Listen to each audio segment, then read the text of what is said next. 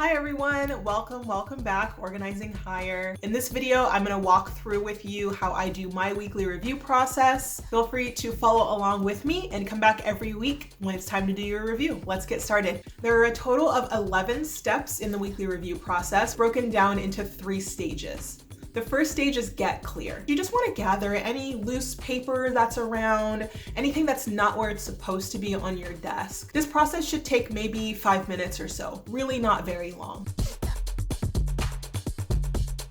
Next, we need to process everything that is in our inboxes. You might have a number of inboxes. Getting all of the information in those inboxes processed according to the GTD workflow. If you're not familiar with the GTD workflow, definitely look that up. There's lots of videos on that. But you can process everything in your inbox until your inbox is empty. And then the last step in this stage is to just write things down that are on your mind. I have a brain dump template that I use in OneNote, and that helps me to do this process pretty easily. And then I'm able to just copy and paste those tasks into my task manager of choice, which is Todoist.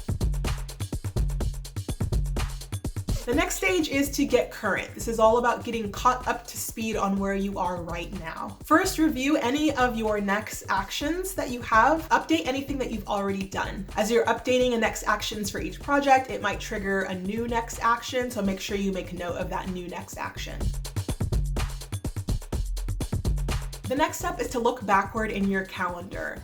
This helps you to get an idea of the things that you've done in the past. For me, it's usually meetings, and it reminds me to do any kind of follow-up or review any meeting notes that I might have had.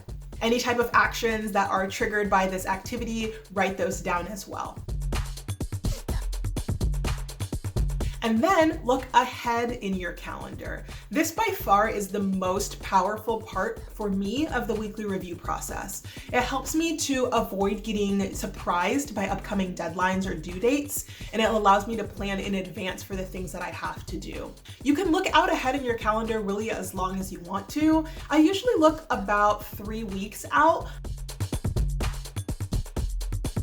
The next step is to review your waiting for list, anything that you have delegated or things that you're waiting for from other people. If you don't have a waiting for list, definitely make one as soon as you can. It will change your life. Particularly if you do a lot of work that ends up being delegated or that relies on other people. Being able to look at this list every single week is your reminder to follow up with them, to check in and get those status updates. Next, review your larger projects and the outcomes associated with those projects. Does each project have at least one next action? If you only had to work on that project, would you know specifically the next thing that you could do to move that project forward? If not, take the time to add the very next action at this time. Maybe there's a project that's been weighing heavily on your mind over the past couple days. Sometimes I will schedule time in my calendar just to brainstorm or plan out a project so I can feel a lot more comfortable about it. I do not do that during the weekly review process because I only have a finite period of time, but knowing that I'm going to be able to schedule it and get to it later provides me comfort and helps me to psychologically let go of the stress of worrying about that project.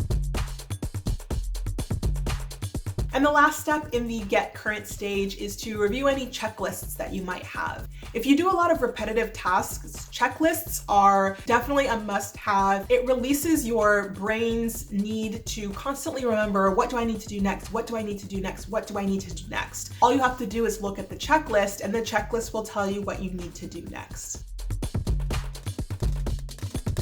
The last stage is probably one of the most neglected stages, but I would say one of the most important, and that's about getting creative. Review your someday maybe list and cross off stuff that's no longer relevant to you. If you're reviewing your someday maybe list every week and you're starting to go numb to some of the tasks, or you're no longer really that interested in the task, it is okay to delete things from your someday maybe list. I do it pretty often.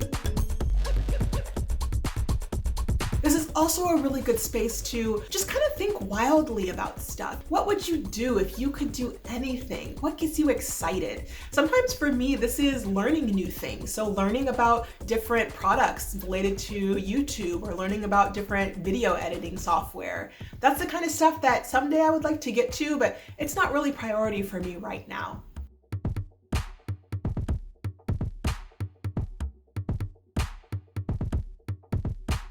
Know that I do my weekly reviews Monday mornings. I found that works well for me. The book, I think, says Friday afternoons, but I found Friday afternoons, my brain just wasn't functioning well enough. So pick a day that you're able to do this consistently. I encourage you to do it on the same day every week as opposed to moving it around from week to week. That way it becomes more of a routine and ensures that you're unlikely to skip it. A lot of people choose Sunday nights because they know they don't have anything else to do related to work, and it helps them prepare for the upcoming week. This usually takes me 90 minutes to do, and that's because I schedule it for 90 minutes. Parkinson's law says work expands to fit the time that's allotted to it, so if I scheduled it for 30 minutes, I'd finish it in 30 minutes.